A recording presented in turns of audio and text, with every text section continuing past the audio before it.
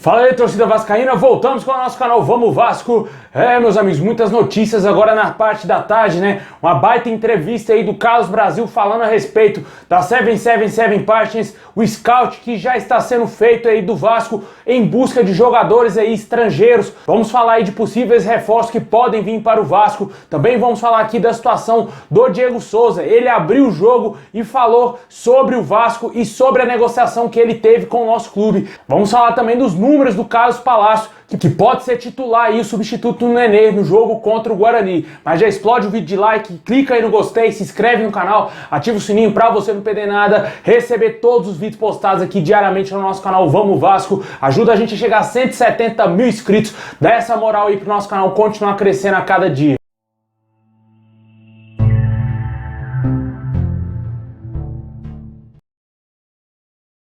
Suspenso pelo terceiro cartão amarelo e sem condições de entrar em campo aí contra o Guarani, o meio-campista Nenê deverá dar lugar aí ao chileno Carlos Palácio no time titular do Vasco. O Carlos Palácio, que vem entrando no segundo tempo dos jogos, né, tem aí uma oportunidade de ser o titular da equipe do Vasco nesse próximo jogo contra o Guarani. No último jogo contra o Bahia, o jogador deu 4 passes decisivos e acertou todos os cruzamentos desde o momento que entrou, né, em apenas 22 minutos dentro de campo. É um jogador extremamente interessante, né? O torcedor vascaíno quer ver ele logo em forma, logo com a plenitude física para ajudar o Vasco aí nessa Série B do Campeonato Brasileiro. Um jogador que tem tudo sim para evoluir muito ainda nessa temporada e buscar essa titularidade aí o quanto antes. Um dos jogadores mais caros que o Vasco contratou nos últimos anos, né? Chegou aí com essa grande moral por ser jogador da seleção chilena e também por ter sido titular do Internacional em boa parte da temporada passada. Nesse ano ele não vinha jogando com a camisa do Internacional, fez apenas um jogo antes de chegar no Vasco. No Vasco agora que ele vem tentando readquirir o seu ritmo de jogo e a sua condição física melhor, né? E o pouco que ele vem demonstrando aí nos jogos já vem enchendo os olhos do torcedor vascaíno, né, cara? O jogador vem desfilando um futebol que a gente acredita que ele vai ajudar muito o Vasco nessa temporada. Um jogador extremamente interessante.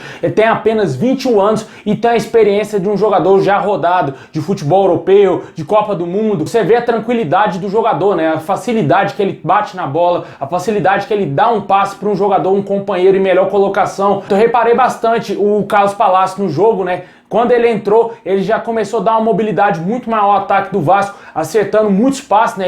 Ele bateu um escanteio, a bola foi no pé certinho do jogador do Vasco, se eu não me engano, foi o Gabriel Peck. Ele acabou finalizando para fora, mas foi um belíssimo passe e ele bateu o escanteio totalmente consciente do que estava fazendo, né? E com certeza é um jogador muito interessante e deve ser o substituto do Nenê para esse jogo contra o Guarani na próxima quinta-feira, às 9h30 da noite, lá em Manaus. Com certeza lotado de vascaíno no estádio, né? Tem a dúvida também do Yuri Lara, que vai ficar também de fora desse jogo, também suspenso pelo terceiro cartão amarelo. Como eu falei no vídeo mais cedo, pode ser que o Zé Gabriel seja o titular da equipe, ou se o Zé Ricardo preferir, optar aí em manter o Andrei Santos e colocar o Juninho para ter um meio campo mais ofensivo, né? Um meio campo um pouco mais técnico e menos de marcação, né? Eu acho que ele não vai fazer isso, até porque é um jogo até mesmo perigoso pro Vasco, porque joga num campo neutro, né? Por mais que o Vasco vai ter totalmente a torcida a seu favor, mas o campo é desconhecido pro Vasco, né? Tomara que o Vasco consiga fazer um bom jogo, se mantenha no G4, torcendo muito ainda para um tropeço do Grêmio, que vai jogar, pelo menos até agora que eu tô gravando esse vídeo, o Vasco está no G4 com 13 pontos. Deixa aí nos comentários quem você colocaria no lugar do Nenê. Provavelmente deve ser o Carlos Palácio ou o Bruno Nazário,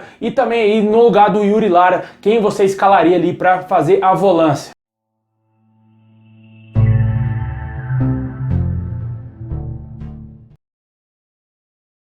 Em entrevista ao Globoesporte.com, o atacante Diego Souza do Grêmio revelou aí que conversou com o Vasco no início da temporada. Ele declarou novamente todo o seu amor ao Vasco, diz que é vascaíno, que acompanha sempre os jogos do Vasco e com certeza sempre vai estar no seu coração o Vasco, né? O clube do seu coração, e também aí a gente já viu que o irmão do jogador também é vascaíno fanático. Ele revelou que conversou com o Carlos Brasil, mas não conseguiu chegar num acordo com o Vasco para fechar a sua transferência no início dessa temporada, né? Ele revelou que gostaria de ter ouvido aí do Vasco uma proposta aí meio que de carreira, um projeto mais atrativo para ele fechar com o Vasco. Ele não revelou os motivos que levaram ele e o Vasco a não fechar o negócio, mas disse que chegou sim a negociar, disse sim que o projeto do Vasco era o que poderia atrair mais ele, né? Infelizmente, a gente sabia que o Vasco estava numa péssima fase, continuando na Série B e ainda não tinha a possibilidade de se tornar uma sociedade anônima do futebol. O Diego Souza, inclusive, falou até desse assunto, disse que é a favor da SAF e que clubes como o Vasco precisam se fortalecer o quanto antes para fazer frente aí aos rivais, né? Flamengo, também o Palmeiras, Atlético Mineiro e outros adversários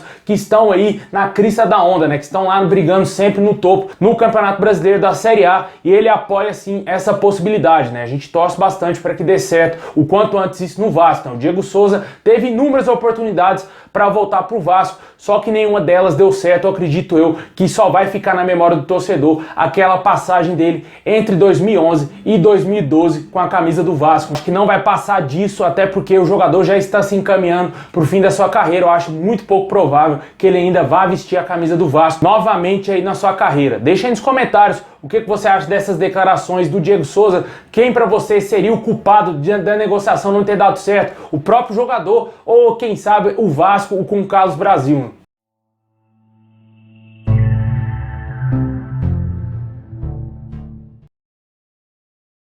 Bom, e por falar em Carlos Brasil, ele também concedeu uma entrevista ao Globoesporte.com, muito interessante. Na minha opinião, todo vascaíno tem que acompanhar, escutar aí o que diz o Carlos Brasil. Gravou um podcast em áudio lá no Globoesporte.com, falou de diversos temas, falou sobre a 777 Partners e também de contratação de jogadores. Segundo ele, a pedido da 777 Partners, o Vasco já está fazendo scout do mercado lá no Uruguai e também argentino, em busca de jogadores capacitados para vir reforçar o Vasco. Ele também falou a respeito de reforços assim que os norte-americanos assumirem o clube. Ele deixou bem claro para todos os vascaínos que o Vasco não vai ter um super time assim que eles assumirem o poder do clube, né? Ele meio que jogou a realidade para o torcedor, né? O Vasco não vai conseguir montar uma máquina do dia para a noite assim que os norte-americanos chegarem, que no mercado brasileiro vem encontrando inúmeras dificuldades para contratar jogadores. Não somente o Vasco, mas também times aí que têm poder financeiro. Segundo ele, a valorização de muitos jogadores aí que não merecem até mesmo receber o salário que estão pedindo, vem emperrando várias negociações aí entre os clubes grandes, né? E com certeza ele deve ter visto isso acontecer com o Vasco quando ele assumiu a gerência de futebol, né? Tentou montar um time aí minimamente decente para o Vasco, errou bastante nas contratações, mas o Vasco está quebrado, né? Até o momento o Vasco não tem dinheiro para contratar jogadores de peso. Conseguiu trazer o Carlos Palácio devido àquele empréstimo lá da 777 Partners, aqueles 70 milhões. Parte desse dinheiro serviu para contratar o Carlos Palácio. Fora isso, o Vasco vem encontrando inúmeras dificuldades para contratar jogadores. De acordo com o Carlos Brasil, ele disse: estamos mapeando jogadores. Existe um campograma com indicações para cada posição, sem entrar em mérito de negociações. São apenas indicações de jogadores.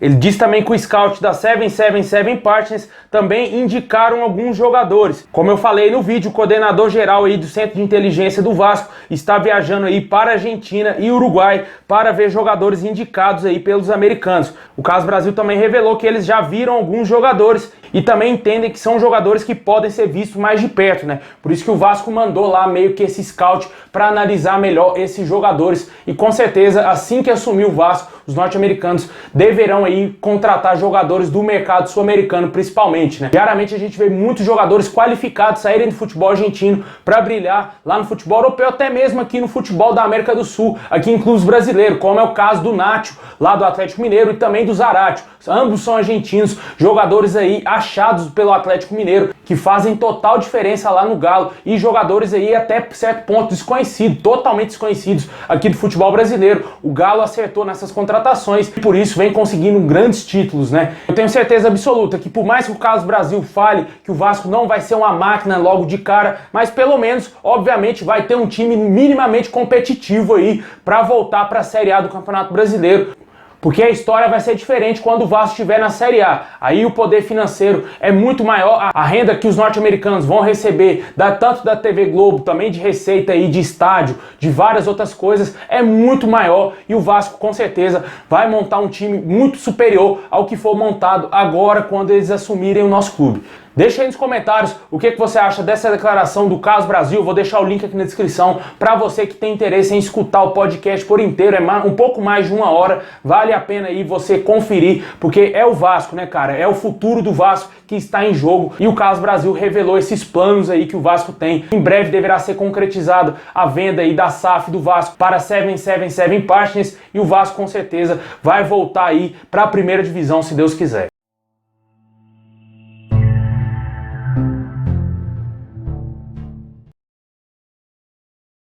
Bom, pessoal, esse é o vídeo de hoje. Muito obrigado. Deixa o like, se inscreve no canal, ativa o sininho pra você não perder nada. Tamo junto, saudação vascaína a todos, é nóis!